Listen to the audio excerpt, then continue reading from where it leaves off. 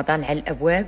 كنشرب الماء دفعه واحده، ماشي كنزل اطروه الماء على كرشي، حيت ما كنستافد منه حتى شي حاجه. ما كنخرجش نتقدى ساعتين قبل المغرب، حيت كنكون جيعان وكنبقى نشري حتى كنتهلك. الا تشهيتي الحوت ماشي تجيبو حتى لاخر لحظه قبل الاذان وتلوحوا لمولات الدار رفقا بالقوارير. طيبوا عاون مولات الدار، ماشي عيب وماشي حرام. والدراري جمعوا روينتكم وعاونوا امهاتكم، راه غير المعن وما كيتقادوش، فما بالك اللي واقف من صباح ربي حتى الاذان.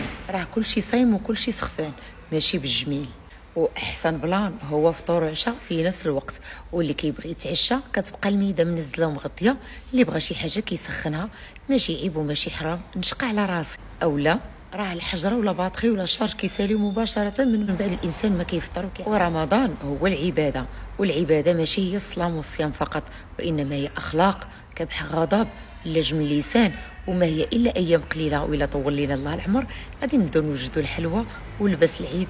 كل عام وانتم بالف خير.